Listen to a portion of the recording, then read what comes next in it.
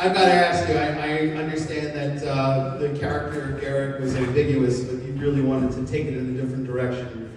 And I thought it would have been groundbreaking if you were able to do so. So I've got to ask you, do you feel vindicated that they've taken you into an alternate universe and Bashir and Garak were married? Oh, I mean, it's like that's hilarious. But the thing is that I never wanted to take it in a different direction. It was my choice of how, when you're an actor, it's your choice how you play a role. You say the lines, you put on the makeup because that's written, the script is written and so forth. But what goes on inside that's me. And the thing about acting is that you have to have an internal action to make something alive. You can be the prettiest mother jumper on earth. And if there's no life inside of you, it's dull. And so with Garak, Garak was a gift, because Garak was nothing but secrets. Garak was nothing but his own hidden agenda. And of course, so as I said, and those of you who were here yesterday, it's like I didn't set out to become some kind of, gay icon. Nobody does. If you don't mind, can you stand up really quick? Yeah, I'm singling you out, I'm sorry. Right. Friend of Garak. That's it.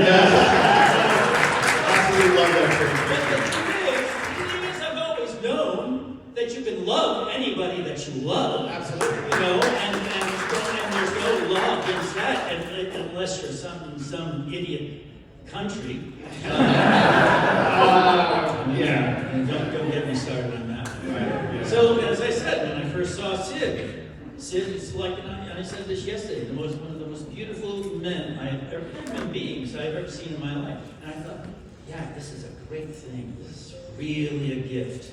It's not that I'm just trying to shake him down for information from the Federation and that bullshit, because I know nothing about that. But if I want to get close to this guy because I love him, that is a really great way to make the relationship. And it was a smart move too, because as far as I knew, this was the only episode that I was in.